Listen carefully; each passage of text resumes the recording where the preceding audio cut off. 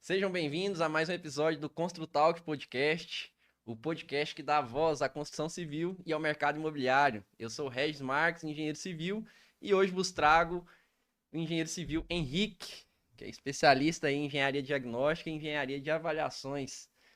Seja bem-vindo. Cara, obrigado pelo convite aí, Regis, estar aqui no Construtal, que é muito legal. Ainda mais falar sobre engenharia, né, que a gente tem uma certa facilidade e intimidade.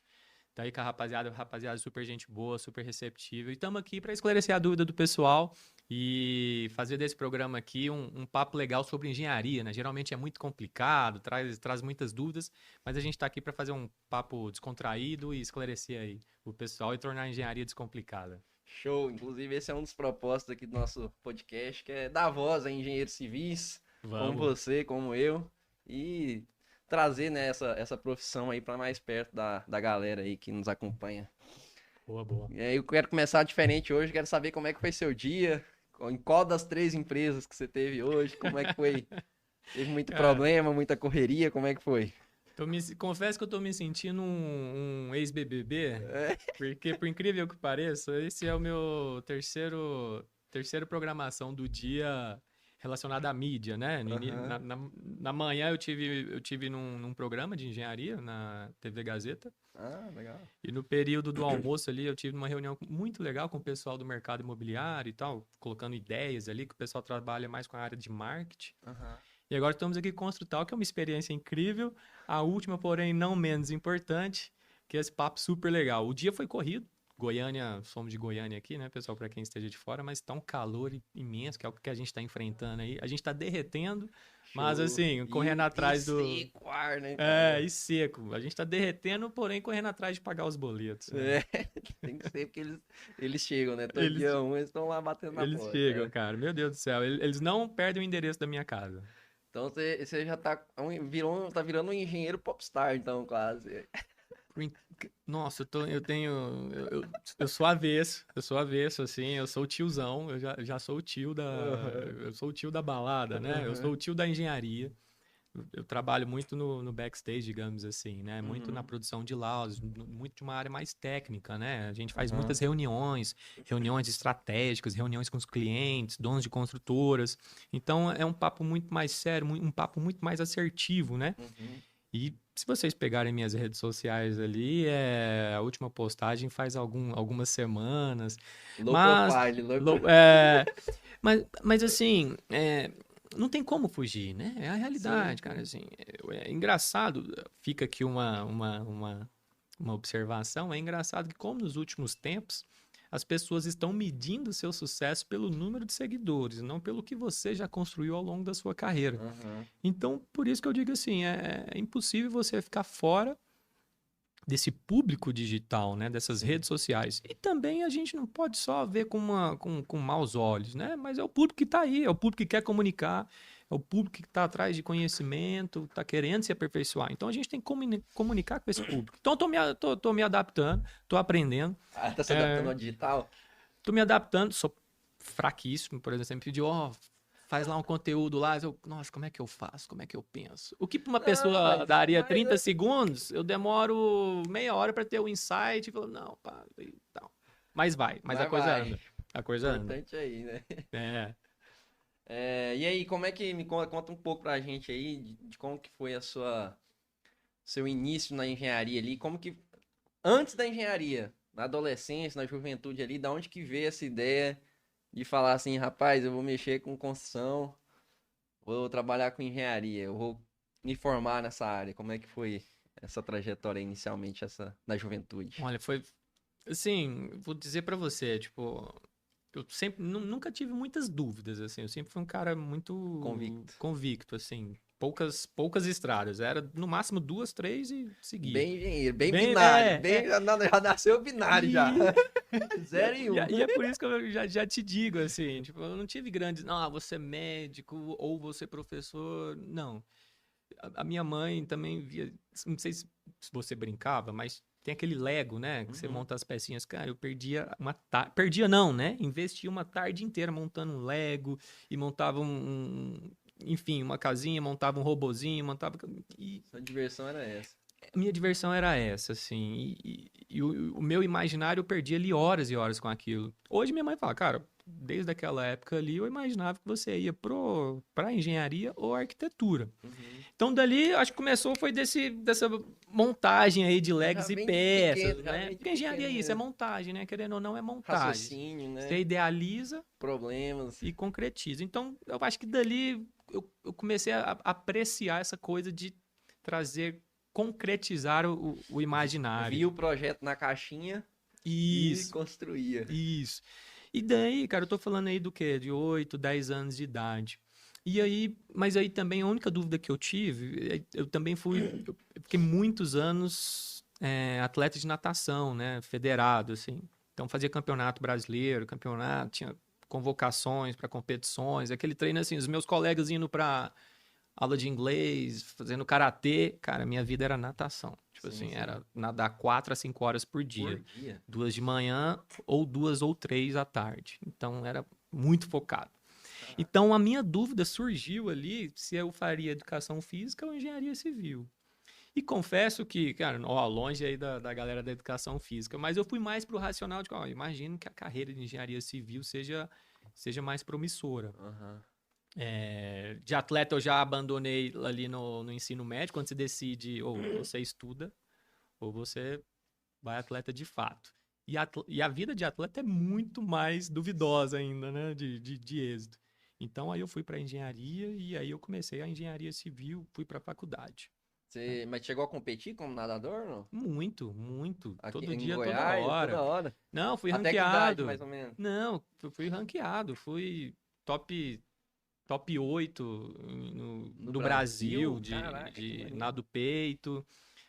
A gente recebe, até como incentivo da Confederação Brasileira de Esportes Aquáticos, né, a CBDA, nós fomos pré-convocados para Olimpíadas de Atenas. A pré-convocação de Olimpíadas não significa que eu sou um atleta Desse olímpico. Mas era um é. incentivo, ó, menino, Se você conseguir, se você se dedica que dá esforçar. futuro. Então, assim, realmente eu era o que trouxe isso pra mim é a competitividade, cara. Se a gente Sim. for brincar aqui de para ou ímpar, amigão, eu já tô desenvolvendo as estratégias para ganhar, sabe? Muito competitivo. Então a gente entra para engenharia, a gente entra para qualquer outro desses projetos, a gente entra assim. É o que eu digo, né, para os meus alunos, para as palestras.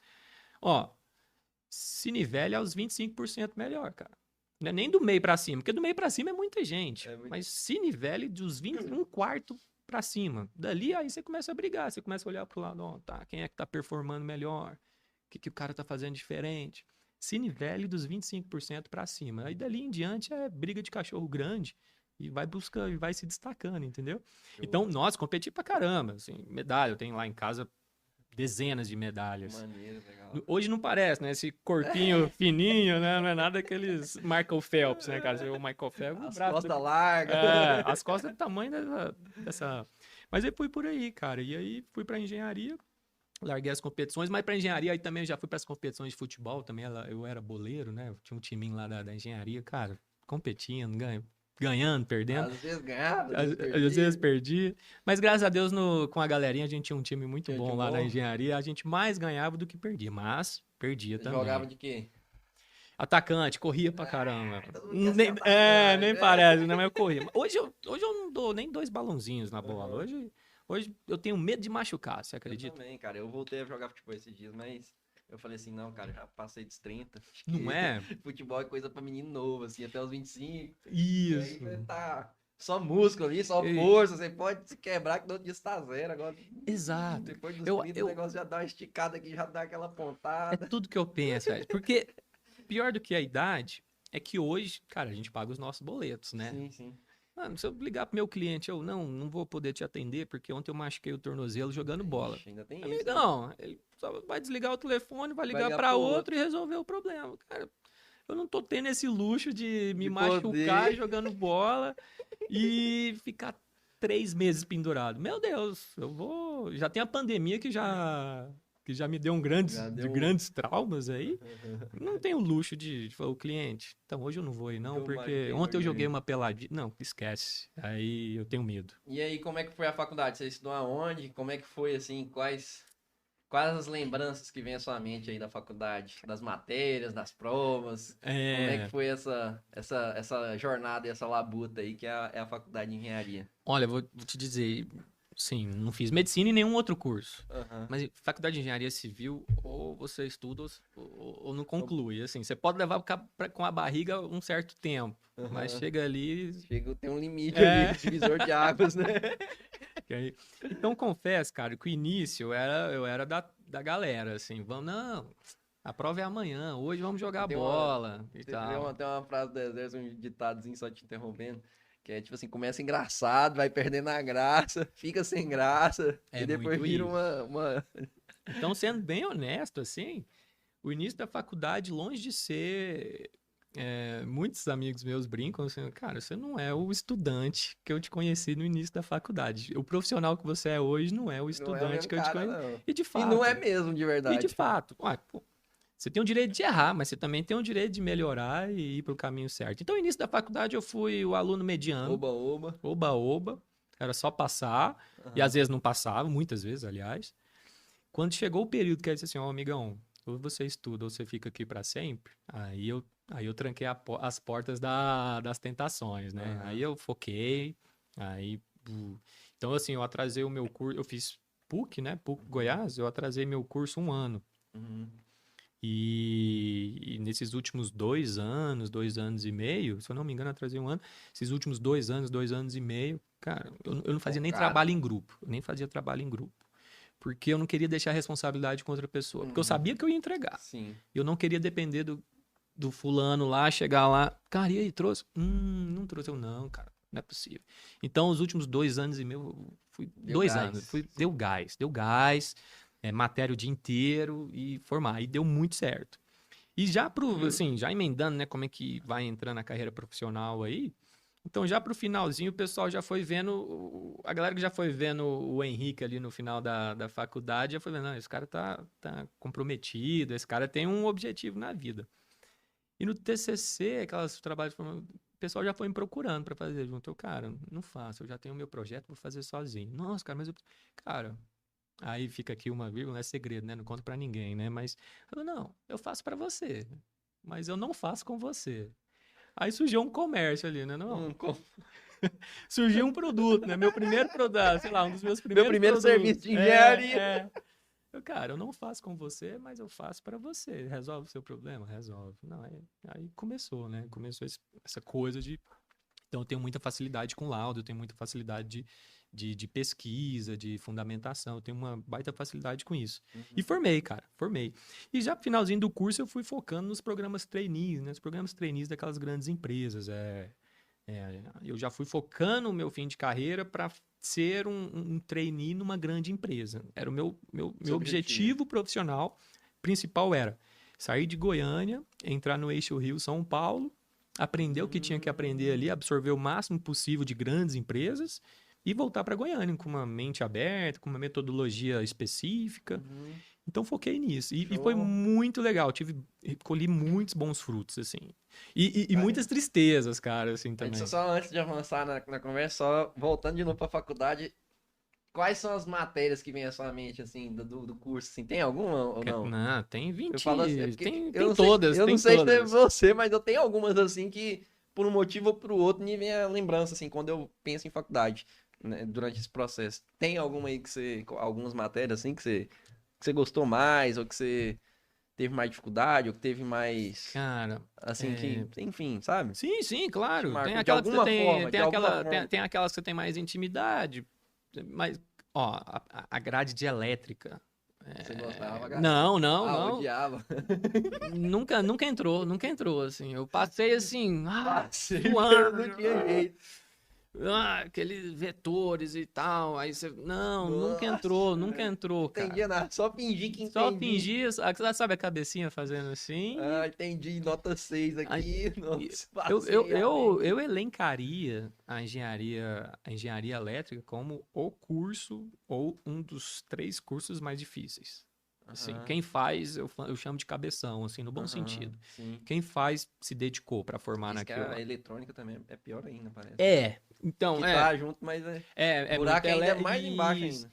Então, assim, a grade de elétrica foi bem desafiadora. Bem marcante. Bem marcante. É, tem a REMA, né? REMA 2, né? Resistência Materiais 2 ali foi algo que Traumático. traumatizou, Nossa, cara. isso aí acho que traumatizou todo mundo. Traumatiza. Nossa, assim, tem uma galera que não Meu consegue. A galera que não Deus. é da engenharia não sabe o que é resolver uma questão de Em cálculo em duas duas folhas. páginas. Não sabe. Escrever uma Prova de 2 questões. prova de. A galera não sabe o que é isso, assim. A prova vai ser E. molezinha, vai ter só 2 perguntas só. Não, e a tristeza das provas, né? A prova tem duas questões. Aí você faz a primeira, acho que deu bom. Aí você vai Legal. pra segunda, de acordo com a primeira, eu não, então é uma. Ou seja, só uma questão, se você acertou. Então você parte Se pra você acertou o segunda. sinal lá em cima de uma prova de 2 páginas de conta, você já tá lascado o resto da Cara, e era muito isso, cara. Aí você ia lá, aí você ia na segunda questão. Então, de acordo com a primeira, com os seus resultados, Não sei o que. faça tal. Meu Deus, Lascou. começa tudo de novo. Aí você vai revisar a sua primeira questão. Isso me deu trabalho, cara. Isso me E teve traumatizou. uma que você mais gostou assim ou não? Cara, Sempre Pontes, gostava. achei bem legal. Pontes, as matérias de laboratório eu gostei. Uhum. Que acho que é por isso também eu tenho facilidade em engenharia diagnóstica, eu já usei laboratórios algumas vezes, é muito investigativo, é muito empírico, né? Eu gosto disso, cara. Eu gosto De quebrar a cabeça ali. de quebrar a investigação ali e trazer métodos para Resolver justificar. problema. Então, a parte de laboratórios me foi legal, assim, eu gostei. Show. Beleza, aí você saindo da faculdade, você disse que procurou se inserir ali dentro do mercado através de programas de trainee em grandes empresas. Você conseguiu isso? Foi pra onde? Qual que é a empresa? Consegui. Aí eu brinco, né? Eu fui rico, né? Recém-formado por uma semana, que eu passei num programa trainee fantástico, um programa trainee da Constran, que Essa aí constrói da onde? Qual era cidade? eu fiz o processo em São Paulo, mas seria a sede, se eu não me engano, era no Rio de Janeiro, mas eu ficaria alocado No Brasil. no Brasil. Então imagine, cara, recém-formado, 2 meses de formado. Aí eu tinha passado num programa trainee dessa Constran. Eu ia ganhar o piso, mais 25% adicional ao salário por deslocamento, por eu morar lá no interior de sei lá onde. Aham. E eu tinha carro e casa. Caraca, que top, hein? Cara, eu formei rico, velho. Eu formei assim, tá doido. Tá doido. Tchau, pai, tchau, mãe. Vou comprar minha Hilux. Hilux, tchau, pai, tchau, mãe, conquistei o mundo. Eu venci. Eu venci. É a vida, né? Te dando lições, né? Cara, passou uma semana. Foi a primeira empresa a cair na Operação Lava Jato. A primeira empresa. Não foi a segunda. Constran, da UTC. UTC era a empresa mãe. Aham. E dentro dos braços dela tinha a A Constran. E essa foi a primeira aí pro paredão. Pro saco. Foi a primeira. E assim, a gente já estava ali num processo assim, de internalização da empresa, conhecendo os procedimentos, conhecendo a galera. Uma semana, suspendeu tudo, suspendeu todas as contratações e, cara, e você volta naquela bad, né? Volta com o rabo entre as pernas. Mas assim, aí volta o sangue atleta, né, cara? Uhum. Isso é muito legal, assim, né? do esporte. Sim. Cara, perdi hoje, amanhã eu Amanhã posso eu ganhar. ganho. Amanhã eu venho com tudo. Mas, claro, teve um períodozinho bad. assim da bad. E eu também me dou esse período, assim, até normal, hoje. Né? Tem que ter o luto ali, vamos dizer, né? É isso, né? O luto é que não pode durar sempre, pra sempre, Isso, né? mas eu me dou o luxo, mas eu acho que, psicologicamente falando, cara, dá aquela bad, absorver, pum, fechou a porta, que lá aí fica pra trás também. Aí já era. Então, qualquer coisa a gente brinca, ri, fica pra trás e parte pra próxima. E nessa próxima fiz outros programas, mas aí eu passei num programa de engenharia da Oi Telecom, Uhum. que aí ficava no Rio de Janeiro. Fiquei sediado no Rio de Janeiro, né? Eu fiquei na parte de gestão de contratação da engenharia da Oi. Então a gente contratava desde cabos elétricos, cabos telefônicos, a serviço de engenharia de abrir vala, a satélites de R$ 1 bilhão. Então, assim, a gente contratava tudo e a gente fazia a gestão disso tudo. Então, entrei lá como o goiano, né? Falando porta, porteira. Zoado. E a galera do Rio quase não gosta de Deu dar uma uma piada. zoada. Mas entrei super focado, assim, foi uma experiência incrível. Como eu disse, cara, eu vou olhar pro meu. Eu vou olhar ao redor aqui, eu quero ficar nos 25%, sabe? Então, me performei bem, tive um bom reconhecimento, só que aí chegou na minha meta de 3 anos fora De de. Goiânia e você voltou. Voltei. Goiânia, melhor A cidade melhor do cidade mundo. do mundo. Só quem vive Só aqui saberá. interativa, né? Mas teve um grande Segura isso aí. incentivo Mas também é mesmo. de. Mas desculpe aí os cariocas, a galera É, que é clubista, né? Mas Goiânia é bom pra caramba, velho.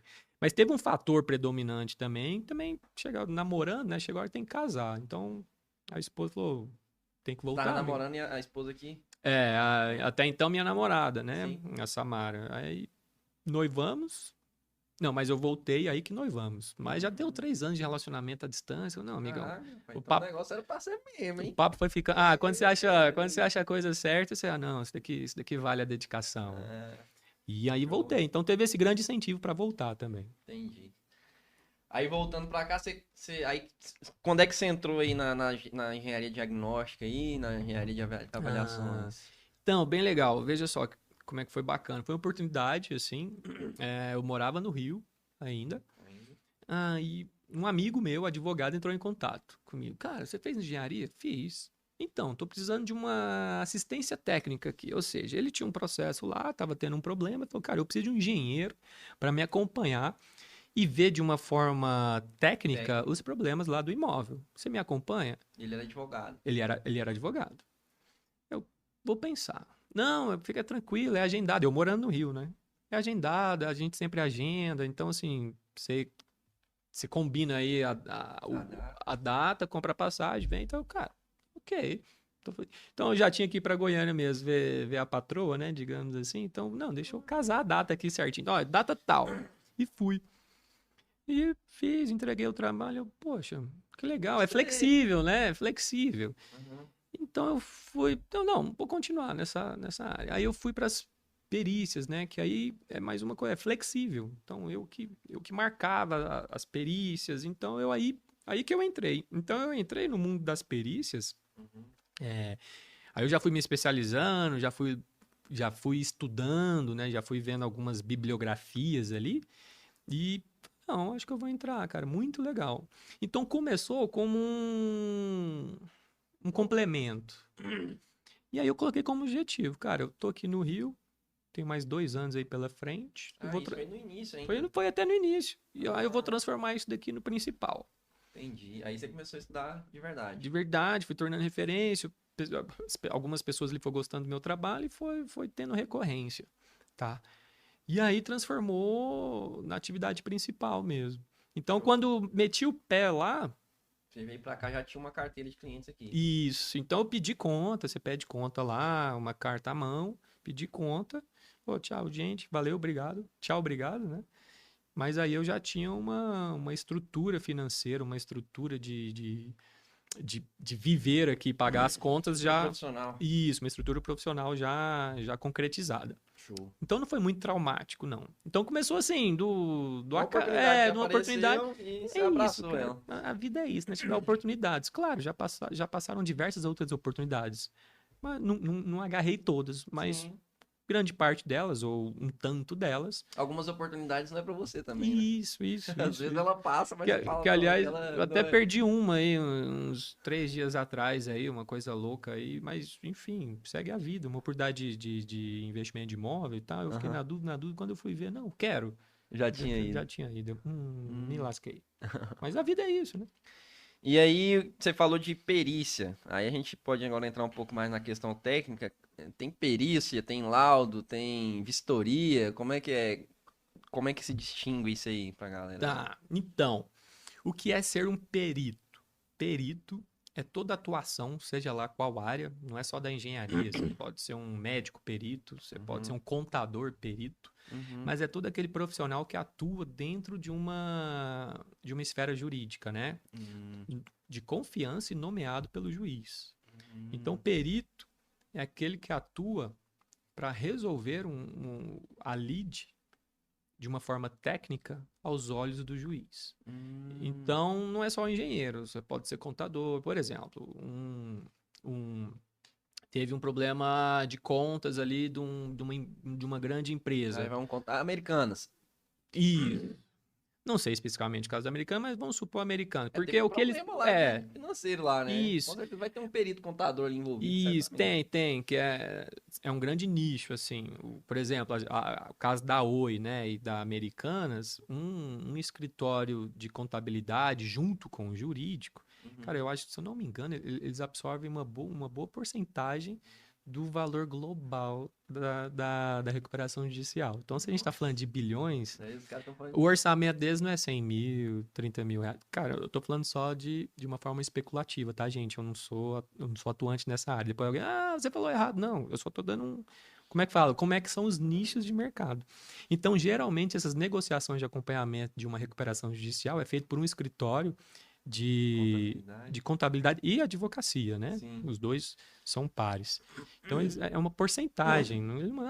Para eu fazer isso daí é 100 mil. Não, é uma porcentagem do dinheiro que está acontecendo. E aí, imagina das americanas, então. Imagine se a gente está falando de bilhões, né? Mas, enfim, voltando para o nosso mercado. Voltando para o nosso mundo aqui, de perito da engenharia. Voltando para um mundo um pouco mais difícil. Então, é isso. Então, quando você fala, eu sou perito, é porque você está atuando em função do juiz. Uhum. Então, mas o que acontece? Como é que você chega lá? Cara, existe uma casa, existe o construtor e existe o cliente. Uhum. Os dois, o cliente fala, construtor, aquilo ali tá errado. Teve um problema de infiltração, teve um problema. E o construtor fala, não, isso daqui é falta de manutenção, isso daqui é falta de manutenção. Não, por favor, não. Eles não entram em acordo, então o que isso? Isso vira uma ação judicial. Cada um alega alguma coisa. O que acontece? O juiz não tem conhecimento sobre aquilo. Uhum. Então, para resolver aquilo, ele fala, precisa de um engenheiro. Porém, precisa de um engenheiro de confiança. Então, ele chama esse engenheiro, que é o perito judicial, que eu acabei de explicar. E essas duas partes, como é que fica? Essas duas partes, elas têm o direito de contratarem também assistentes técnicos. Uhum. Que lembra lá no início? É como tudo começou para mim. Eu era o assistente técnico de uma das partes. Do advogado. Do advogado.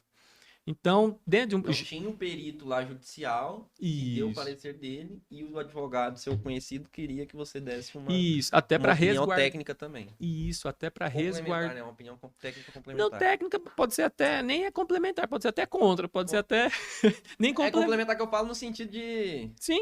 Complementar. Perfeito. Não necessariamente concordar. Não, perfeito. Uhum. Então, numa ação judicial dentro da engenharia ou qualquer outra, você tem essas três figuras. Não é sempre que vai ter. Uhum. Depende. Se o cliente está muito confiante, às vezes ele nem tem dinheiro para isso, ele pode continuar o processo sem um assistente técnico. Uhum. E a outra parte quiser, pode. Aí vai ficar só os dois aqui discutindo de uma forma técnica. Uhum. Então é isso são essas figuras que existem dentro da perícia, dentro de um processo judicial. Uhum. Entendeu? Entendi.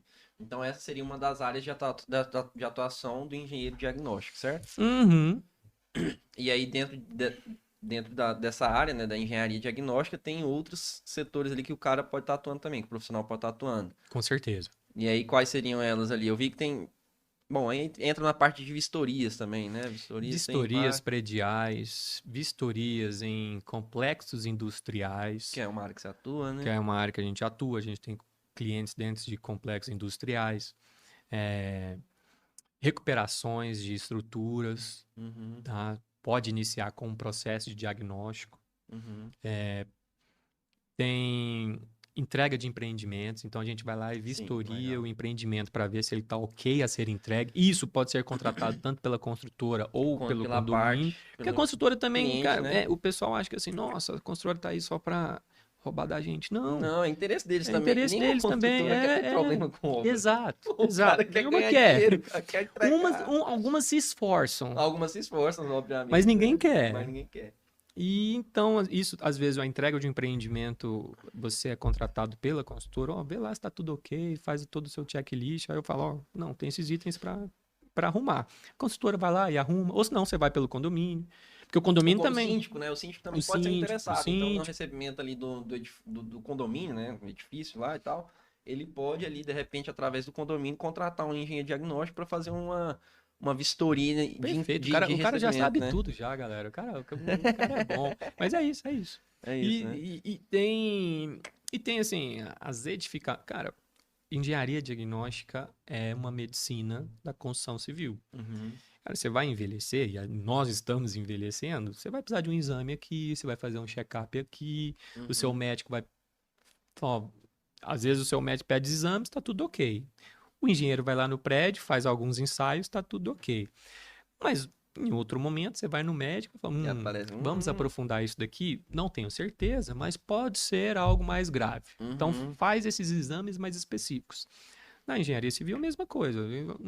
Ó, senhor cliente, tem esse problema aqui, não estou querendo pôr fogo no parquinho, mas a gente precisa investigar de uma forma mais aprofundada, trazer uns ensaios que até então eram mais caros, mas agora é necessário. uhum, É que, tipo assim, você não vai matar um mosquito com uma escopeta de uhum, início.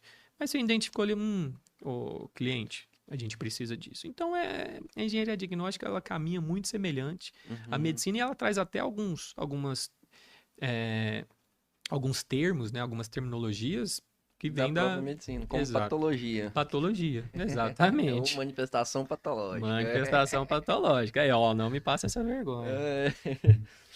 Não, e aí, beleza, a gente falou de vistoria, de laudo não é o caso, né? Laudo é, enfim, Não, laudo é seria o documento? o Ou documento. seria o documento Mas só aproveitando, você perguntou das que áreas, desculpa. consolida a vistoria, né? Isso.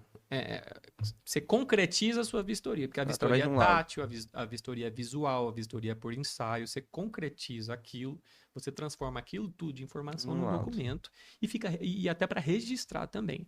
Mas você perguntou até das áreas, e claro, Das tem áreas. grande, tem as outras, tem a área da infraestrutura, né? Pontes, que também Uhum. a gente às vezes a gente atua em pontes, né?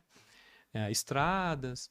E tem, cara, uma área também dentro da engenharia diagnóstica, mas também da perícia, que você também atua dentro dos contratos, quando a gente chama de desequilíbrio contratual, né? Desequilíbrio financeiro contratual. Às Hum. vezes isso acontece muito em obras de infraestrutura também, assim, em grandes obras, a gente está falando de bilhões. Chega em algum certo momento que os contratos estão desequilibrados financeiramente, alguma parte está sendo prejudicada. Mas isso é decorrente de um orçamento mal feito É ou por isso questões econômicas mesmo? É por isso que entra a perícia Para nessa definir para se foi um definir, orçamento mal feito por parte da exatamente, administração ou se exatamente. foi Muitas por questão. vezes E, cara, isso aí é dá. muito complexo, tá vendo?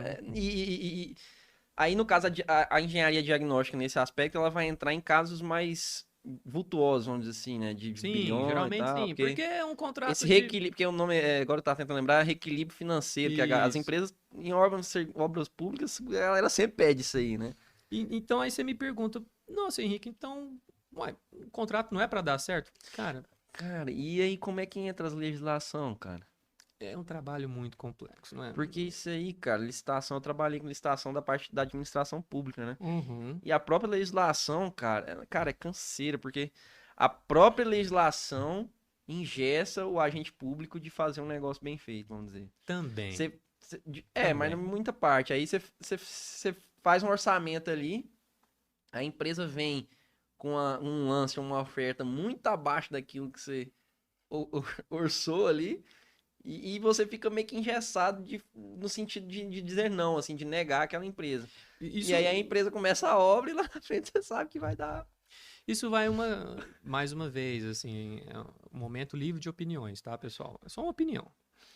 Não é possível que a gente já perdeu esse direito também, né? É. Mas eu concordo plenamente com você, a minha grande crítica. Como é que, geralmente, cara, o que eu vejo, eu que participo já participei de algumas licitações e tal, seja na construção, enfim.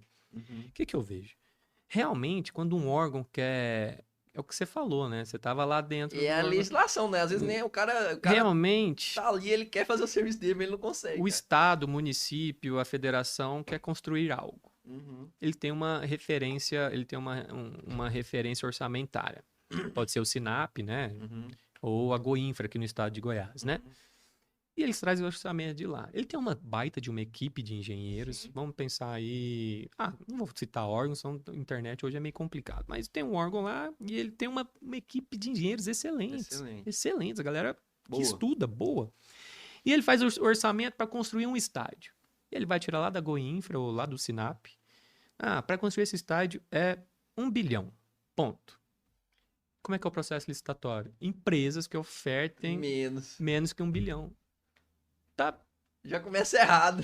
Isso é uma grande crítica minha, é uma grande crítica. A empresa vem e oferta 30% a menos. É uma grande crítica, assim. Caraca, claro, existem ferramentas para corrigir isso, mas começa errado. Já começa meio errado, né? Eu super concordo com você. Você tava lá dentro e eu sempre pensei, cara, mas...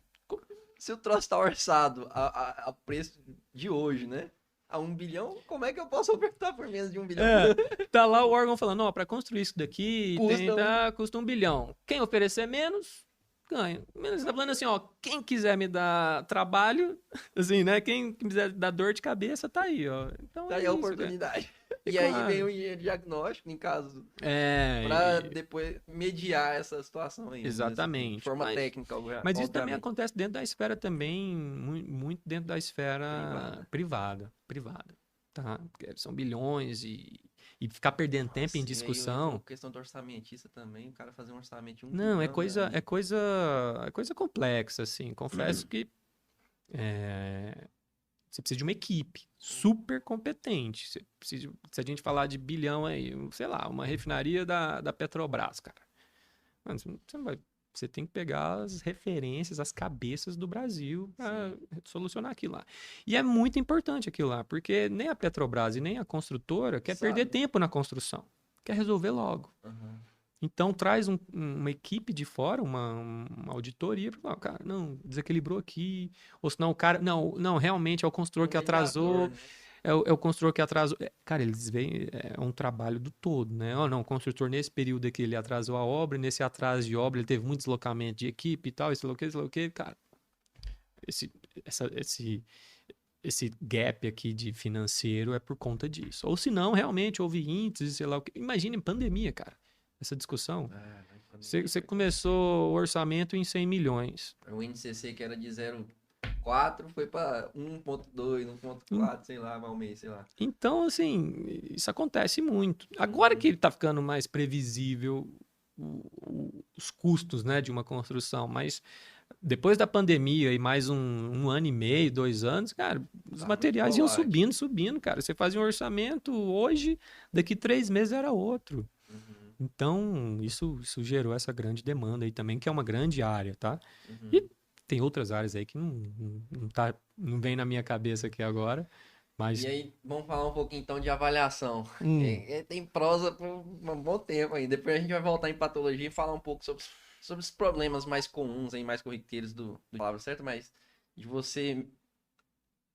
como é que fala? Da sobrevalorização, né? Não sei se seria essa palavra certa, mas de você, como é que fala? Agregar valor no imóvel muito além daquilo que a realidade daquele imóvel, local, mercadológica, permite, né? Então, exato. Só para contextualizar, antes desse bate-papo aqui, a gente já estava no bate-papo informal aqui, e a gente falava assim, às vezes, é o que a gente chama de imóvel eficiente dentro da avaliação. Imóvel eficiente, construção eficiente, se ele adequa à realidade da vizinhança. Tá? O que isso quer dizer? Isso para positivo quanto negativo. Por exemplo, você está num condomínio de alto padrão. Você chega lá e constrói um barraco. Eles nem deixam construir. Não deixa. Por que eles não deixam construir? Óbvio. Você pode ser o cara mais rico do mundo, mas eles não deixam construir aquele barraco, eles não deixam trazer aquele perfil de construção porque desvaloriza os imóveis vizinhos. Sim. Tá? Não é porque eles são bad boys, mas imagine você tem uma casa ali de 10 milhões, o outro vizinho tem uma casa de 10 milhões e o cara constrói no meio um barracão. Nem de 1 milhão, mas gastou 300 mil na casa. Que for 1 milhão já vai estar desvalorizando ali, porque já tem uma discrepância aí de 90%. Então, assim, acaba que isso gera como é que fala? Um perfil ali dos condôminos que não querem morar ali do lado daquela casa que é feia ou do lado daquela casa que foge do padrão.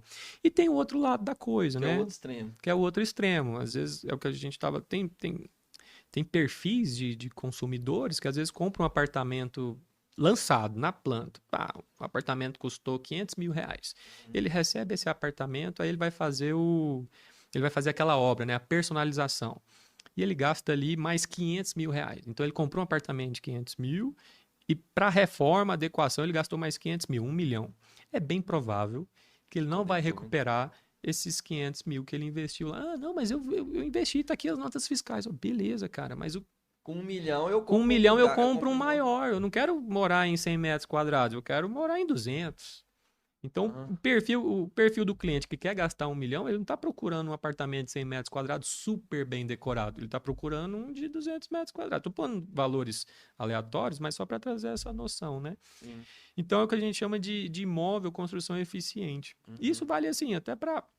Isso é um grande aspecto dentro da engenharia de avaliações, tá? Porque, por exemplo, é a mesma coisa de você construir um imóvel num complexo fabril. Assim, você construiu um baita de um sobrado, uma piscininha gostosinha, uma churrasqueira, mas do lado ali tem fábrica, Barulheira, uma poluição cara, sonora. você tá no lugar errado, Sim. entendeu?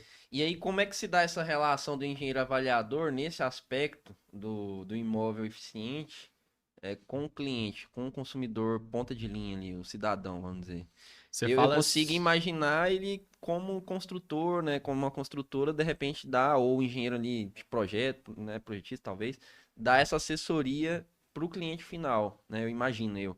Mas tem uma forma mais. Outra forma dessa relação acontecer entre o engenheiro avaliador, nesse sentido aí que você está falando, de orientar e tudo mais, Sim, com o cliente, como que se dá essa. essa equipe... Quando é que o engenheiro vai falar pro cara, não faz isso, cara? Quando que acontece essa relação? Se eu entendi bem, Regis, mas vamos lá, mas você até me levou um negócio interessante aqui. Isso que você está me falando tem uma equipe multidisciplinar, então, envolvida. Essa Uhum. equipe multidisciplinar ela é recorrente, ela é muito coerente no desenvolvimento de empreendimentos imobiliários. Entendeu? Uhum. Quando fala de desenvolvimento de empreendimentos Assim, a minha pergunta é assim, tipo assim, eu como engenheiro, por exemplo, eu vou dar esse tipo de orientação, mas eu não sou especializado necessariamente em Uhum. avaliação. Aí eu tô perguntando se o cara que é especializado mesmo, ele vai ter essa relação específica nesse aspecto aí com o É, cliente final. E se esse cliente final, ele é um indivíduo ou se vai ser, no caso, por exemplo, uma questão de incorporação e tal. tá. Então, é isso que vamos abordar, então, da forma mais simples. Se eu entendi bem, vamos pensar que um CPF, um Isso. fulano, Uhum. ele quer construir uma casa. Deixa eu ver se eu entendi bem. E ele quer construir uma casa de 5 milhões, onde você está vendo que não cabe aqueles 5 milhões. É isso, né? Aham. Cara, o engenheiro já vai ter esse, É pra ter, né? esse Pelo menos. dado, é para ter. Aham. Mas se ele tiver dúvida, ele pode Procurar um. entrar um engenheiro avaliador. Mas, de fato, o que acontece? Imagino eu o que acontece a maioria das vezes. Cara, se o cliente quer pôr 5 Ele milhões vai dele pôr. lá. Não, eu tô falando isso aqui mas de É, forma retórica. Eu sei que é. no final das contas o cara quer Não, aquilo, ele vai eu fazer o tenho que X quer. cursos, eu tenho X avaliações, eu tenho todo um histórico.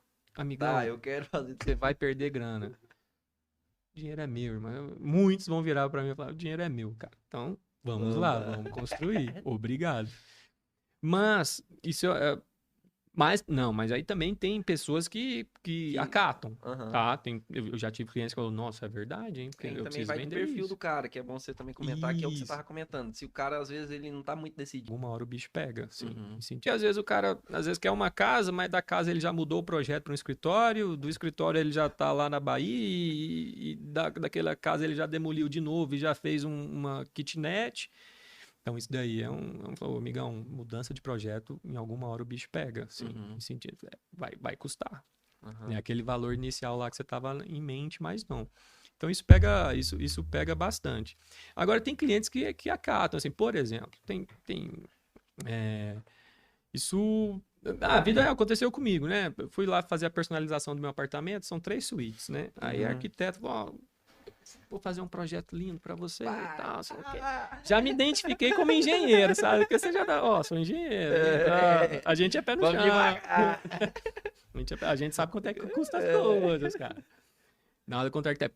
Ó, veja bem, não é nada contra, porque todos os clientes eu indico arquiteto. Não, sim. E é o que eu falo. Para matar a charada, um bom arquiteto, se o seu metro quadrado vale 10 mil reais e ele conseguiu aproveitar 1 metro quadrado, você já ganhou 10 mil reais. E o projeto dele custou 3 mil. Tô dando exemplo, tá? Não tô falando que são esses números. Então, eu acredito e confio muito num projeto de arquitetura Sim, bem feito. Bem feito. Então aí eu dei o toque, tal, não, que isso, vamos fazer um trabalho magnífico e tal. E beleza, fechamos o contrato. Aí ela veio com a primeira opção de personalização do apartamento. Cara, ela me chega e me arranca uma suíte lá, né? Não, vamos demolir essa suíte, aí você Ô, faz aqui, o meu amigo. guerreirinho, meu primogênito fica com. Eu, cara, ó, sem chance. O perfil do meu apartamento aqui são 3 suítes. O perfil do bairro aqui é É 3 suítes. 3 suítes. Eu vou perder valor. O meu público-alvo aqui tá, vamos pôr números, né? Meu público, possíveis clientes que vão comprar de mim o meu apartamento amanhã tá de 500 mil. Perfil que às vezes o cara quer um escritório, tem um filho e quer o quarto dele, né? A suíte master. Uhum. Ou tem 2 filhos e por aí vai. Essa gama de clientes tá desse tamanho. Tirei uma suíte, ficou uma casa ficou um Nossa. apartamento com uma suíte master maior, um quarto só e o outro virou um closet, alguma coisa. Cara, eu reduzi o meu público de possíveis clientes no futuro a 20% do que era. E eu conheci um apartamento assim ali no Bueno, que o cara tirou uma suíte. Eram 3 suítes, tirou uma e ficou. Que é o que eu Você faço. ficou. Isso, aí volta ao que a gente tá conversando agora. Se o cliente quer, Sim. vai É, não, acontecer. mas eu acho que muitas vezes é Mas eu falta sou de orientação, Falta eu de acho. mas eu sou pragmático, cara. Quer fazer? Faz, mas Faz. faz Mas, consciente. mas é o custo de você demolir e construir isso, e amanhã você vai perder um pouco de valor na hora da venda. Sim. O que você tinha 1 milhão de pessoas para vender vai reduzir a 200 mil. Então vai ser mais difícil encontrar alguém disponível a comprar o seu apartamento. Show. E aí, dentro da engenharia de avaliações, tem uma relação CPF com engenharia de avaliações? Que na minha cabeça vem sempre banco, sempre financiamento, essas coisas Tem, assim, tem, ou alguma coisa jurídica e tal. Quando é que o tem. CPF, tipo, se uma pessoa física vai procurar um avaliador, assim, ou procura? Eu tenho clientes. Eu tenho clientes que me procuram para saber se ele está comprando aquele imóvel num valor real, qual que é a chance de valorização daquele imóvel, se ele tem uma Hum, perspectiva de valorização. Então, eu tenho clientes que me procuram, às vezes é o imóvel da vida esse dele. cliente é diferenciado, hein? Cara, mas isso está mudando, graças a Deus. Esse Assim, cliente. eu acho que a tendência daqui pro futuro são as pessoas terem mais Mais informação. A consciência, né? internet tem um fato negativo, mas tem os fatores positivos também. Por Sim. exemplo, alguém vai estar nos escutando aqui. E amanhã ele vai comprar um imóvel. Amanhã ele vai lembrar desse papo. Nossa, cara, será que eu estou comprando certo? Espera aí, deixa eu falar com quem entende. E isso Sim. eu consigo provar para o meu cliente. Tanto é que eles retornam. Cara, se você, ó, eu recomendo a comprar esse imóvel até X valor. Que aí, em X anos, ele pode valorizar isso daqui. E às vezes o cara chega com uma proposta para mim, olha, ele está me vendendo isso. Cara, não vale. Não vale isso tudo. Então tem cliente CPF Que procura que nessa me situação. procura, mas a maior demanda, eu nem atuo muito com os bancos, como é que fala? A carteira de bancos, assim, eu achei que desvalorizou muito a nossa mão de obra, então eu nem trabalho com bancos. A gente atua mais em avaliações mais complexas, assim, que necessite um conhecimento técnico maior. Então a gente consegue trazer um valor agregado maior e trazer soluções de fato. Uhum. O engenheiro, e também eu entendo os bancos. Imagina uma Caixa Econômica Federal gastando todo mês ali milhões e milhões para a classe de engenharia aí vai ficar brava comigo, mas cara, é a tendência do mundo, assim, não tem como, a gente já tem inteligência artificial, não tem como brigar contra isso. Uhum. A tendência do banco, ele já tem um baita banco de dados. Você quer mais banco de dados do que a Caixa Econômica Federal de imóveis vendidos no último mês? Não tem. Eles sabem mais de imóveis vendidos do último mês do que qualquer outro banco. Banco do Brasil, Que é Bradesco, qualquer outra instituição, na qualquer verdade. outro. Então, você está querendo dizer que você sabe mais do que o banco de dados? Eu acho pouco provável. É. Agora, claro, vai ter avaliações complexas, vai ter nuances, aí sim precisa de um profissional. Isso não E tem aí, como quais fugir. são esses serviços aí que você procura, costuma atender? Complexo fabris, né? E essas Indústrias. avaliações geralmente estão vinculadas a que tipo de problema, assim, ou de situação? É jurídico? É de venda, Quando. compra e venda, geralmente? Também o cara tá vendendo a indústria? De todos os jeitos, de todos os lados. A gente já atendeu o cliente, seja, já atendeu o banco, né, nesse momento. Porque geralmente o cara está pegando um financiamento, está pegando um dinheiro emprestado e aquele E tá imóvel alienando torna aquela indústria. isso. Então, o que é mais complexo? Por exemplo, ele tem um terreno de 10 mil metros, um terreno de 20 mil metros quadrados num setor nosso de Goiânia aqui, setor Bueno. ou muito bem localizado, muito... Cara, isso é uma, vamos dizer assim, isso é uma anomalia, né? Isso não Sim. tem, você não tem vários dados para comparar. Uhum. Então, você precisa de técnicas de avaliações para trazer o valor real daquilo. Uhum. Então, aí é uma avaliação mais técnica. Para o banco saber quanto que aquilo lá vale realmente, e se amanhã ele precisar fazer uma liquidação forçada, se o banco vai saber se com aquele imóvel ele consegue pagar, quitar a dívida do cara. Show. Então, a gente entra nessas... Mas aí vem as indústrias precisam de... Aí qual que é o nome lá? Que tem a primeira, que é o tipo de avaliação, que é inferência estatística, e essa outra aí é Cara, tem um método involutivo, geralmente acontece em glebas urbanizadas, que é esse exemplo. Tem método por fatores, o que é sempre orientado é a gente ir pela inferência estatística, geralmente está ligada ao método comparativo direto de dados de mercado. Sim, só que nesses casos não vai ter. Não vai ter. Então, Quantos aí terrenos vai para involutivo? Quantos terrenos de 20 mil metros quadrados você tem no setor bueno? Mas existe, assim, se a gente procurar, existe. Mas a questão é, não tem muita comercialização também, né? Porque às vezes até tem, mas a comparação ela é feita pelo valor ali que está sendo anunciado ou não, né? Aí por isso que agrega conhecimento técnico, porque você pode avaliar como a possibilidade de um desenvolvimento de um empreendimento imobiliário, um prédio. Sim. Aí você tem que avaliar o custo desse prédio, você tem que fazer toda uma planilha. Ó, a construção desse prédio é X, você vai gastar Y com vendas, né, com corretagem, você vai para construir é tanto. E o seu VGV, valor geral de vendas, é tanto. Você então, faz uma subtração ali, tal coisa, tal. Ah, então esse lote, para viabilizar esse empreendimento, essa gleba nessa área, para viabilizar esse empreendimento, vale aproximadamente X, 10 milhões de reais, 20, enfim, aí por aí vai. Sempre lembrando que dentro da esfera de avaliação, a gente não fala quanto custa. Faz uma estimativa. A gente faz uma estimativa mais aproximada possível para vender aquele imóvel. Né? E aí dentro nesse caso aí de glebas urbanas, né? Qual que é a margem? Tem uma margem ali mais ou menos dessa estimativa, uma margem de erro? Não sei se é margem de erro a palavra certa. O margem de acerto de 30%, a gente chama 20, 30%, será? Tem, a grosso modo, na minha opinião, tô eu que dando mais uma opinião. A gente chama isso de...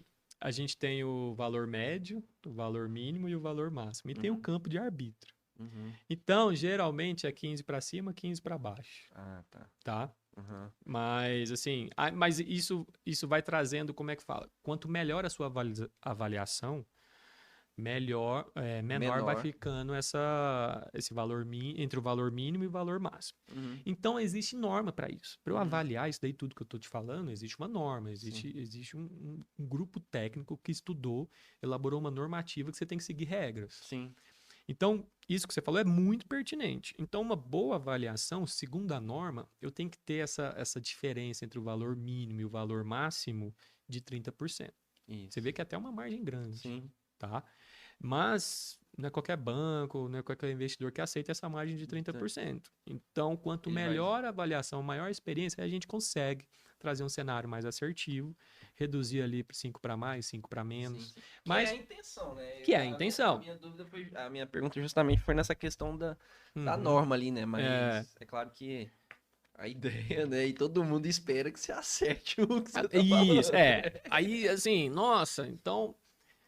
Não, mas a avaliação é pegar 10 dados, dividir por 10 e a gente achou... Fez uma média ali, tá? Amigão, e do lado do seu imóvel tem um lixão, isso do lado do seu imóvel tem a pretensão de um desenvolvimento imobiliário, de construção de um shopping, impacta diretamente o valor. São dezenas de raciocínio e pensamento que você tem que trazer para uma avaliação para torná-la o mais assertiva possível. Que é o que você falou. Às vezes hoje... e a avaliação é para aquele dia, cara. Amanhã... Acontece alguma coisa. Amanhã anunciou o lançamento de um shopping a 300 metros daquilo que você avaliou. Opa, recolhe tudo. Recolhe tudo que... O valor que eu te dei não é que ficou errado. Era uma referência de valor até aquela data que eu entreguei. Amanhã lançou o empreendimento, é outro valor. E agora eu acabei de vir, acabou de vir uma polêmica aqui no Ah, mercado. já sei, já sei. O Regis Já- não, A gente falou de avaliação. o Regis não está no meu time. Ele não quer aumentar os meus seguidores, Aqui ele é a quer reduzir os meus polêmica. seguidores. E, Vai, inclusive, essa polêmica ela é muito, muito, muito pertinente aqui manda nesse bala, canal. manda bala. Haja vista que ele engloba não a galera, não só a galera da construção civil, mas também do mercado imobiliário, né? Então, a gente precisa desmistificar isso aí, que é a questão da avaliação feita por um corretor e a avaliação feita por um engenheiro. Então, você pode Manda bala. Então, diferenciar aí pra gente essa questão. caminhando sobre ovos, como é que a gente entra nesse tema? Existe o mercado para os dois, tá? Sim. Eu não posso dizer que um corretor de imóveis não tem capacidade de avaliar um imóvel, Uhum. vírgula. O corretor de imóveis, acredito eu, sem cursos de inferência em estatística, sem conhecimento em engenharia, entendo que ele tem a capacidade, eu, Henrique Santiago, e a minha equipe, entende que ele tem a capacidade de trazer um valor mercadológico daquele imóvel. Sim. O que eu quero dizer com isso? Ele sabe quanto que a galera está comprando e por quanto está vendendo aquilo ali. Uhum. Beleza. Mas, também, por outro lado, eu também tenho plena confiança, se ele não tiver o estudo correto, que a maioria deles inclui a engenharia também, é trazer análise de todas essas dezenas de fatores influenciantes ao valor do imóvel. Uhum. Então, a avaliação mercadológica, para mim, ok. Um apartamento de 100 metros quadrados no setor Bueno, quanto é que está valendo mais ou menos hoje? Ok, ele vai saber te falar. Agora, um apartamento que reduziu uma suíte no setor Bueno, com um X padrão de acabamento, com garagem tal e automação. Aí eu acho que o engenheiro avaliador vai trazer de acordo com seus critérios e fatores, ele vai trazer uma avaliação muito mais real. Uhum. Mas e do ponto de vista técnico? Do ponto de vista técnico, eu acho que também deve haver esse entendimento, tanto por parte do CRES quanto por parte do CREA, e deveria ter também por parte dos profissionais, né? Até porque a Caixa ela não contrata um corretor de imóveis, certo? Exato. Ela vai contratar não e nem um engenheiro, ela contrata uma empresa de engenharia que tem alguém ali Isso. capacitado para isso. Então, do ponto de vista técnico também tem a diferença, né? E aí, Vamos lá. pode comentar. Lembra aquela briguinha, aquele tema também polêmico que eu falei que assim, ó, cara, eu, engenheiro avaliador, não vou ter mais conhecimento do que um banco de dados da Caixa. Sim. Então eu não entro nessa briga se amanhã a gente vai estar avaliando ou não para Caixa apartamento no setor Bueno. Uhum. Não vou entrar nessa briga. Da mesma forma que eu também não... Porque o que diz a norma? Que quem faz a avaliação são só engenheiros e arquitetos, tá? Vamos colocar os arquitetos aí nesse bolo. Eu também não entro nessa briga, porque me dizer... Não é nem questão de briga, fala assim pra... Mas a norma diz trazer isso. à luz. A norma diz isso. E onde os engenheiros avaliadores se defendem? A norma diz isso. É só engenheiro e arquitetos que podem trazer a avaliação. Mas, por outro lado, aí tem os corretores que aí eu não estou por dentro das normas, das normativas deles e tal. Mas, cara, eu sei que um apartamento comum num setor que tem muitas unidades, eu sei que ele pode me trazer um valor bem próximo do réu daquela unidade. Então, eu acho que ele pode sim avaliar. Sim. Mas numa esfera de avaliação de imóveis muito menor. No curso de avaliação que eu fiz, a professora em questão lá, ela fez uma diferenciação no seguinte sentido. Que corretor ele faz avaliação de preço do imóvel. Perfeito também. Enquanto que o engenheiro e essa avaliação que a gente faz mais técnica, ela vai definir o valor daquele imóvel. Perfeito. Que é o mercadológico. Quando eu falo mercadológico, o mercadológico é o preço, é o mercado, quanto é que tá pagando naquilo ali. Agora a gente vai trazer realmente... que vale aquilo ali. Isso. A gente vai... Que é o que eu falo, as nuances que eu te falei. Se o cara reduzir uma suíte, se o cara tem um padrão de acabamento melhor, ou até ver como é que tá a saúde do edifício.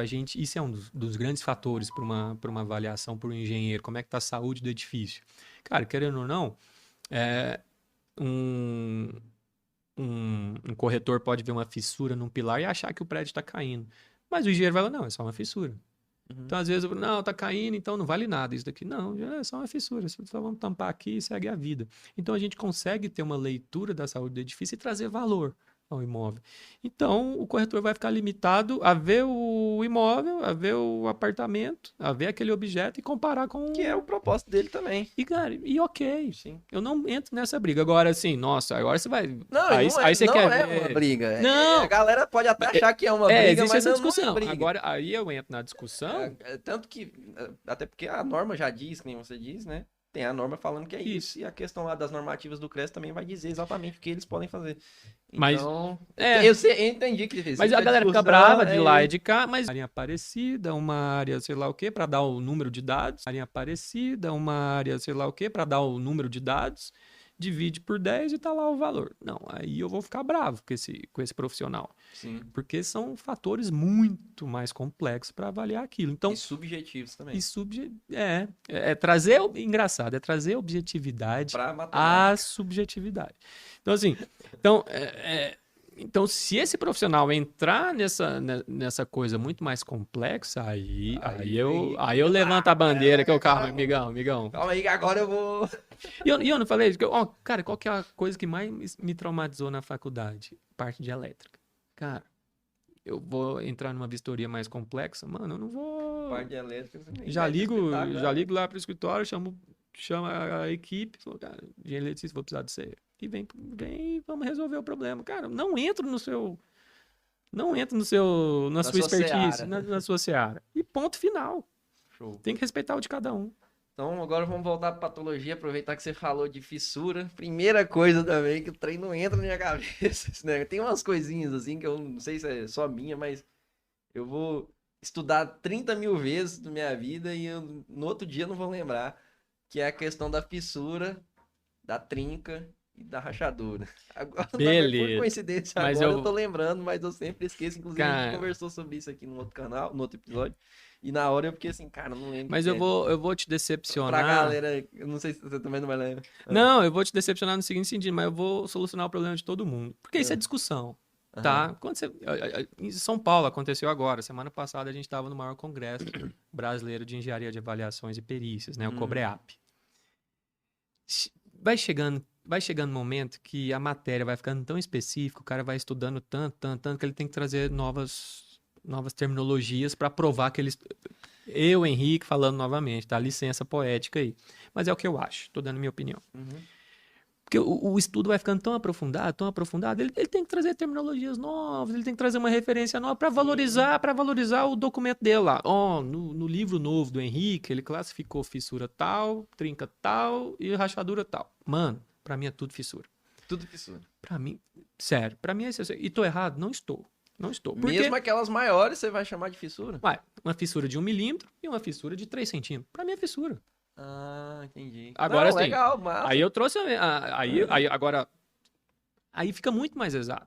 Aí agora eu tenho uma real dimensão. Trinca. É uma fissura de 1 milímetro. Acabou. De 2 centímetros. Acabou. Tem que ficar lembrando. Então, assim, eu posso ter te decepcionado em termos de trazer. Eu senti uma paz agora, porque o especialista tá me falando. Cara, então... mas aí o que eu falo? Vai ter um especialista, doutorado lá. Sei lá, não, ele tá... Cara, mas se eu te mandar a mensagem, ô Regis, tem uma fissura de 4 centímetros na sua viga e o que você vai achar? Você fala, a gente precisa de cuidado 4 centímetros, o negócio tá grave, né? A mensagem não foi passada? E não te deu muito mais noção da realidade do que tá acontecendo naquele... Sim. Tem uma trinca na sua vida. Você, tem uma trinca. Beleza, vamos seguir a vida. Então, cara, pra mim é tudo fissura. Só que aí você traz uma unidade de medida pra ela. Tá resolvido, cara. Todo mundo vai entender sua mensagem. Desde o doutor lá, que inventou essas terminologias. E não é uma crítica. Eu tô falando assim, o assunto vai ficando específico. Porque o cara é mais especializado também, né? Mas eu também sou, mas, cara, eu não quero entrar nessa briga. Mas eu falo assim, ele mais especializado que eu falo assim, às vezes o cotidiano dele é mais restrito, vamos dizer. Os especialistas, a questão mais técnica. Você mandou muito bem. Às vezes o cara vai entrando num grupo ali, vai conversando só de uma forma técnica e esquece do resto. Do dia a dia. Do dia a dia. Então eu mato a charada, cara, fissura de 4 centímetros. Fissura de 1 milímetro. E aí, nisso, quais são os tipos de fissura assim, mais comuns, assim, usuais, que a galera já deve ter visto por aí? O que elas Ah, significa? Tem algumas que dá pra gente só descrever aqui e a pessoa saber o que que é aquela fissura? tem uma fissura que a galera adora, que é a fissura de recalque diferencial. Aí o Aham. nome é Bonito, impactante. bacana, Nossa, os caras fez caraca. engenharia, mas infelizmente 50% das vezes as pessoas erram, os profissionais erram recalque diferencial. Porque Erram que no projeto de não, fundação, não, não. Dizer que aquilo é uma um fissura de recalque. origem de recalque diferencial. Ah, Às vezes entendi. não é. Às vezes não é. Muitas vezes não é. Ah, que Porque essa fissura, por acaso, assisti uns videozinhos ali, aí essa fissura, por acaso, é uma que dá na diagonal, saindo da Exato, fundação, exato. e aí a galera viu aquilo ali falando, não, recalque Tá. diferencial. E nem sempre é, E o que entendeu? mais pode ser aqui? Pode ser uma fragilidade do pano de alvenaria naquele local. Uhum. Pode, dependendo, aí traz um pouco dessa dúvida. Às vezes a laje sofreu uma barriga, né? E trouxe aquela fissura Uma deformação. naquela deformação. Mas o cara já é isso. Agora, realmente, 99% quando tem um recalque diferencial, a característica da fissura é diagonal ascendente, né? Saindo ali da peça de fundação e fazendo um diagonal. Então, assim, entendeu a diferença? 99% das fissuras por recalque diferencial vai ter essa configuração. Mas não são todas as fissuras diagonais com essa Que configuração são que de são recalque recalque. diferencial.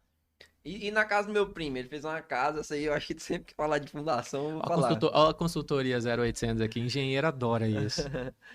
Não, e a consultoria não é só pra mim, é pra internet inteira. Vai, manda Mas o lá. dele, o que acontece? Cara, deu uma fissura de 2 centímetros na vertical, no meio das paredes.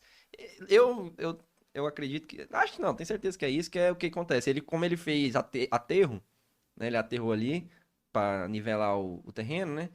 Mas a compactação provavelmente não foi das melhores. E pra piorar, ele deve ter feito uma sapata, com certeza foi uma sapata, porque foi só ali o pessoal mesmo E ele operacional. pôs apoio, Apoia onde você fala? pôs um telhado nessa. Sim, é uma casa. Aí o que que acontece? Certamente, como ficou apoiada a fundação na parte do aterro, né, não mal compactado, e mesmo que não fosse também não poderia, né? Então, eu acho que isso desceu e aí surgiu várias Tá. rachaduras assim, e não em uma só parede, mas em várias paredes. No meio da parede, de fora a fora, assim, embaixo. Na Tá. vertical. É claro, a gente precisa ter imagens, a Sim, gente sim, precisa. sim. Mas vamos imaginar que geralmente essa fissura de característica vertical no meio do vão da parede e principalmente se não tiver janelas, né, se não tiver aberturas, geralmente é caracterizada por uma carga pontual localizada naquela. Às vezes o cara não fez aquela amarração na alvenaria lá em cima, lembra? Aham. Do processo construtivo. Sim. É uma casa padrão normal? É, padrão normal, de terra. Muitas vezes não se faz essa cinta de amarração. Aham. E às vezes a estrutura de telhamento, né, de cobertura, às vezes ela, se não for bem feita, ela concentra esforços Em em determinados peças pontos. principais. E você concentrou esforço numa alvenaria não é para Resistir alvenaria é carga. só para dividir ambientes. Sim. E se ele não fez essa cinta, não distribuiu essa carga da cobertura, é muito provável que apareça essa fissura vertical no meio da Ah, então não tem parede. nada a ver com a prova. Possivelmente, não. Possivelmente, mas como eu disse, tem Mas que ir assim, são lá. várias, então o problema tá em todo. Ah, então o cara não fez a amarração, deve ter feito. Pode ter sido. Pode ter, bem provável. Caraca, que loucura. Porque se você Se imagina. fosse, se fosse tal do recalque, em Seria um em mais. diferentes Seria. fundações ali, se fosse grave, ia sair uma trinca de 2 centímetros, 3 centímetros na diagonal. Isso. Mas tem que visitar o imóvel, Possivelmente, né? possivelmente. Isso. Provavelmente Mas tá me entendendo, sairia. vamos deixar claro. Eu não tô dando diagnóstico aqui Sim, sem nem sim, ver o sim, imóvel, mas eu sim, tô sim. falando. Na maioria das vezes, nessas Se fissuras fosse. verticais no meio da parede. E tem outros, pode ser outros fatores, mas pelo o perfil de imóvel, pelo perfil da construção, imagino que é muito mais provável. Vamos falar Que de tá tendo probabilidade. uma sobrecarga naquele Vamos, ponto vamos da falar parede. de uma probabilidade Probabilidade. muito maior de ser uma falta de distribuição das cargas da cobertura, distribuir por todos os pilares ali que tem que existir, né? Se Deus quiser. Amém. E amém. Pela Nossa Senhora da Engenharia, Senhora da engenharia. e Nossa Senhora do Cimento. Que aí aquela cobertura. Foi em várias paredes, não é só uma. E se eu não me engano, são assim, nas que são paralelas, né? Então nessa tem, na de lá tem. Tipo Então, assim. veja, geralmente, o diagnóstico vai se aproximando. Geralmente, como é que é feita a estrutura de uma cobertura? Você tem as peças principais, né, na estrutura da cobertura. Aham. Às vezes, essa peça principal esqueci, gente, perdão, mas A tesoura? tesoura, mas aí tem as peças principais da tesoura. As terças? As terças, né, se eu não me engano. Se eu não me engano, tá, gente? Acho que Desculpa. acho que é terça mesmo. Então, se ela tá apoiada em cima da alvenaria e ela se repete, né? Não é só. Então, ainda mais você falou que são paredes paralelas, ela percorre ao longo das paredes. Depois eu vou observar lá. Não lembro se tem forro lá, mas é possível que Mas seja. é a hipótese mais provável. Não tô dando diagnóstico Sim, nenhum aqui, porque eu não visitei o imóvel, não vi Não, imagem, nem vi tranquilo, nada, entendeu? tranquilo. Então, beleza. E aí, voltando, não, né? Continuando nesse assunto aí de fissuras e tudo mais, tem mais algumas, assim, que são mais características. Fala assim, mas aí do indivíduo mesmo, da pessoa que não é da área, do leigo mesmo. Que é Tem, mais comum, assim, tem uma que... muito comum, Regis, que é geralmente nos cantos de aberturas, cara. O que eu chamo de Eu ia falar abertura? Essa é da muita. verga e contra a verga. Isso. O que são os cantos de abertura? Às vezes nos cantos de janelas, né? Que sai aquelas fissuras em diagonais em diagonal. 45 graus, pela ausência de verga e contra-verga. Na maioria das vezes, a ausência da verga. Da contra-verga, da contra-verga. O que é a contra-verga? É uma. Ou da ausência ou do transpasse, talvez, ou não? O transpasse, a Pode, falta do transpasse pode existir a Porque verga, a o cara contra-verga. pode fazer, dá pra fazer uma abertura de uma janela sem contra-verga? Se o cara fizer, só vai dar essa trinquinha, não vai dar mais nada. Ah, cara, pode não dar nada, só que o problema é que essa fissurinha, aí tem o que a Nunca gente chama, mais. a gente chama, aí tem fatores externos que vai aumentando essa fissura, não só Sim. em termos de carga, mas pense em fatores. Filtração. Isso, velho. Então pense em fatores higroscópicos, né? Calor e água, calor e umidade, seca, molha, calor, né? Esquenta, esfria. Então existem fatores que vai aumentando essa fissurinha. Vai cair? Não vai. Mas pode iniciar, em casos mais graves, um processo de infiltração. Aí vai causar aquele bolor, vai causar aquele incômodo, aí causa aquela rinite, causa aquela. Aí vai, cara. E aí vai, É uma ó, bola de neve. bola de neve. Mas assim, isso acontece muito, tá? E como você bem falou, pode até existir a contra-verga, mas o trespasso ali não foi o suficiente para resistir àquela fragilidade da abertura da alvenaria. Aí agora você pode esclarecer também a questão que você esclarecendo, o que é a contra-verga?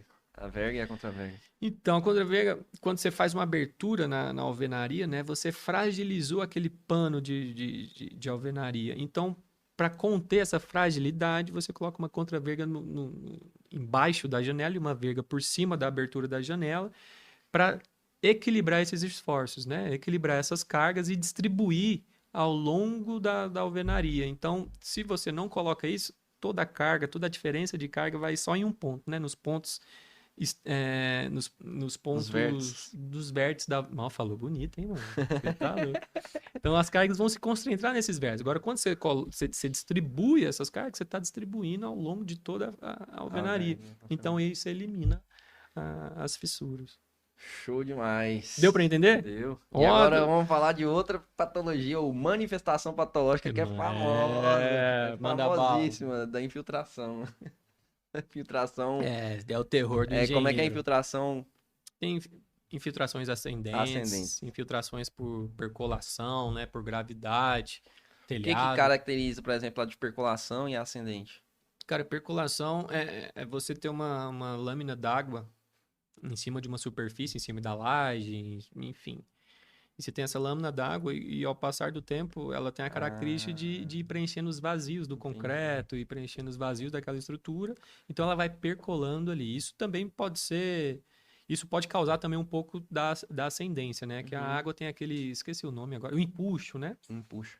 Tem um empuxo. A água tem uma... Se você colocar um canudinho num copo cheio d'água, Se você colocar o canudo, você vai ver que a água dentro do canudo, ela supera um pouco a superfície ali da... Tá me entendendo? Sim, do nível da água Do do nível copo. da água. Então, a água tem essa capacidade de empuxo também. Então, existem algumas infiltrações. Se você deixa acumulando a água ali numa laje, você vai ver que ela vai subir um pouco.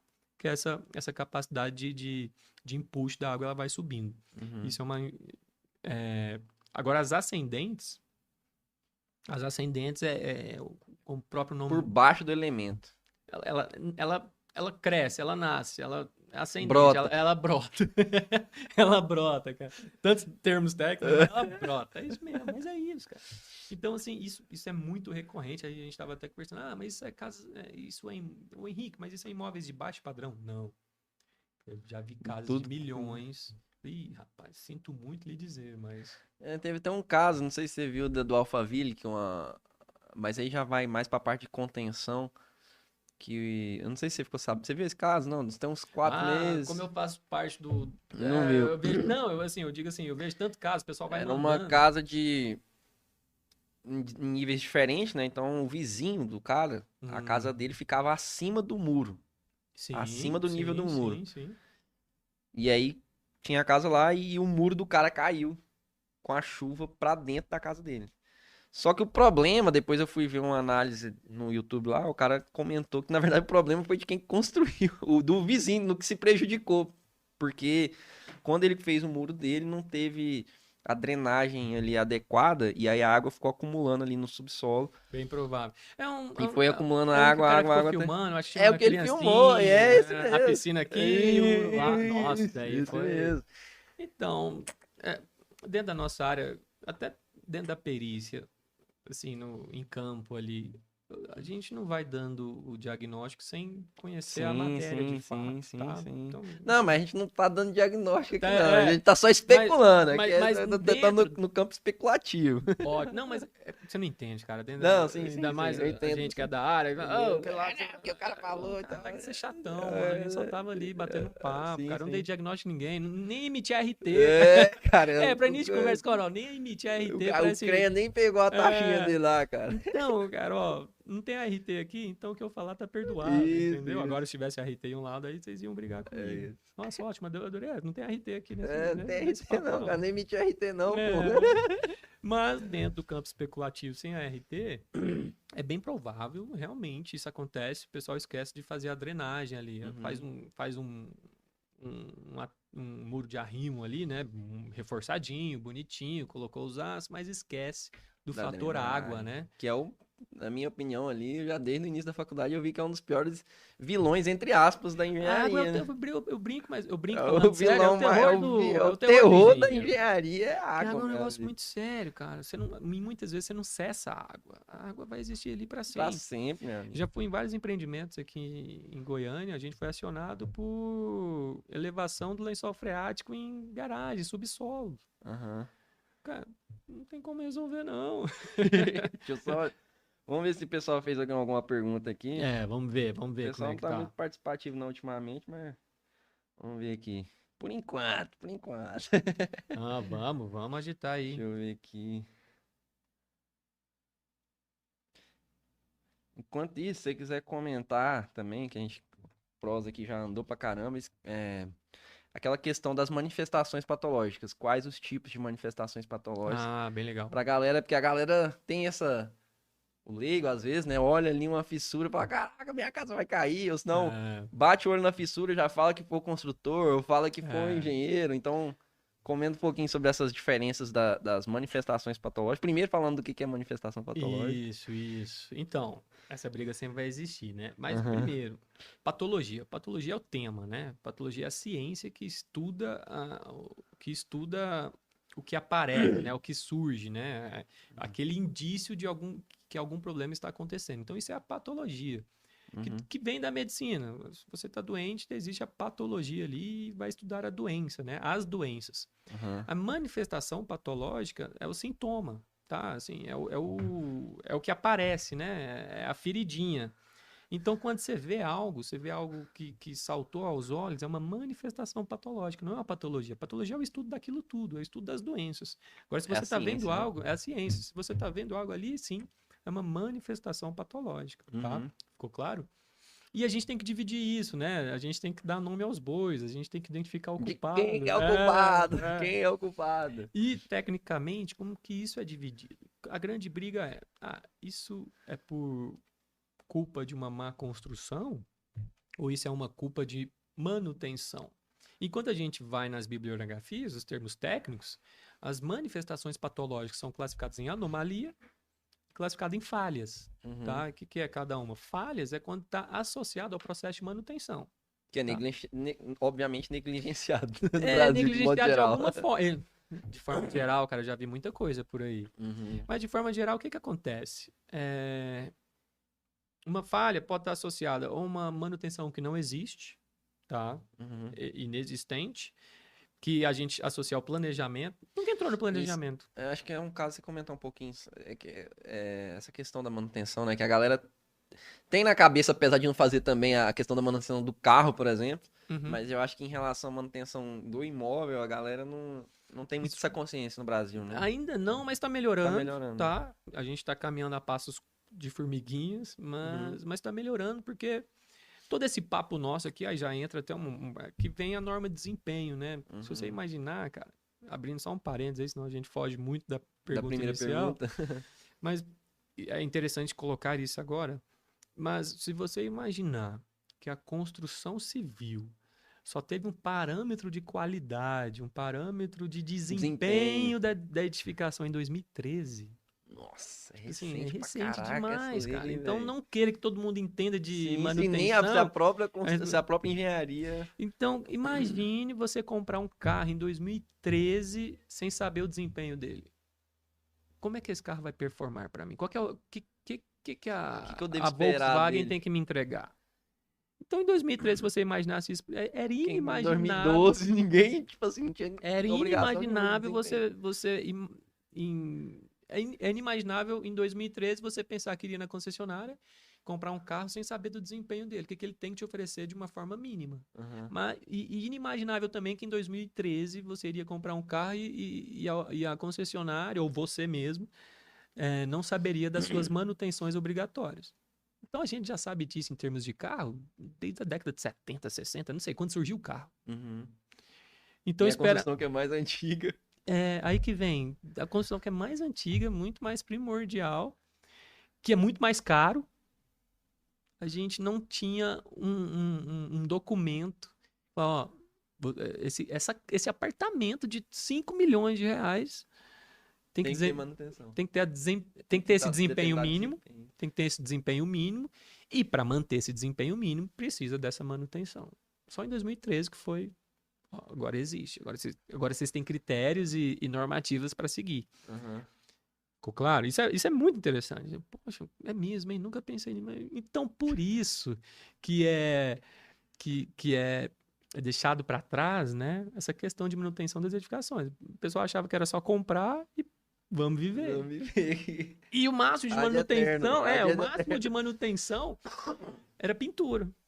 Porque uma pintura suja tanto. Não, preciso pintar isso aqui. Mas era muito mais uma questão de renovar a estética do imóvel do que pensando na saúde, saúde da edificação. E aí, então, voltando, a gente está falando de manutenção, então as manifestações patológicas são classificadas nesses dois grupos. E quando a gente fala de falha, a gente está associado ao processo de manutenção.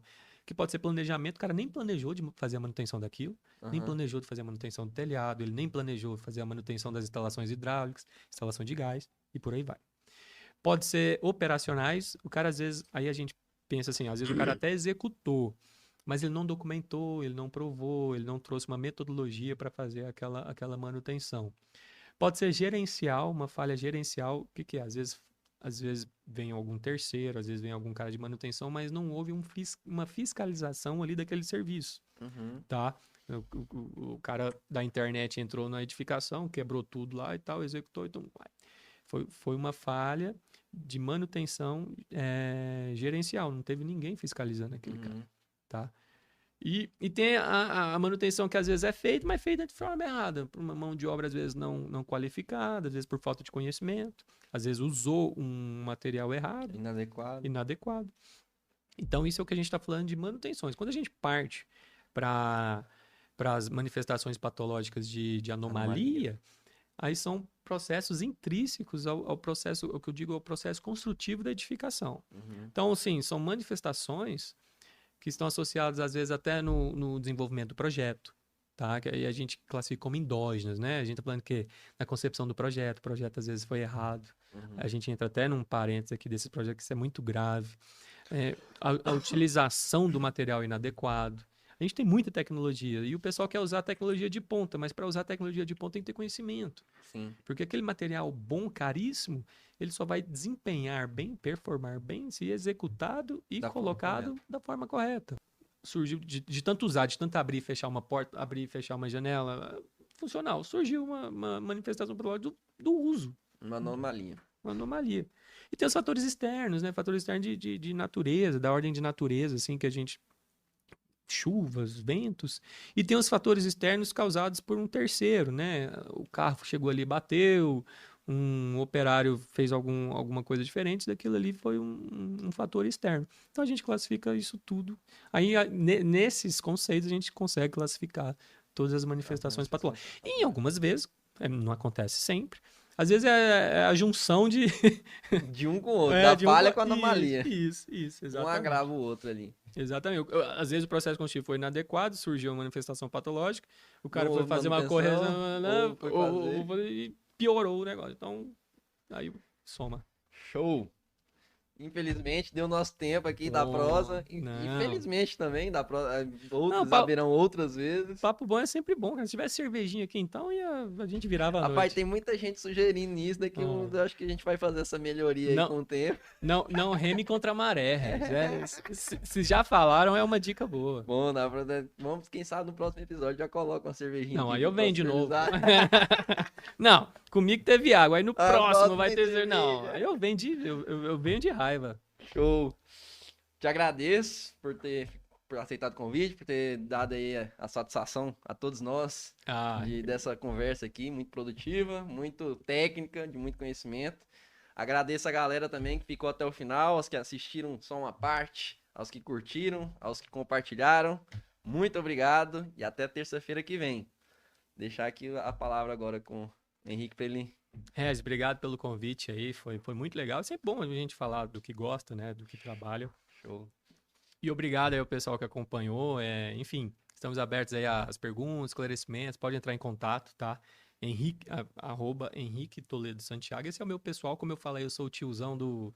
low profile, mas @Henrique Toledo Santiago e @santiago.enge, ENGE.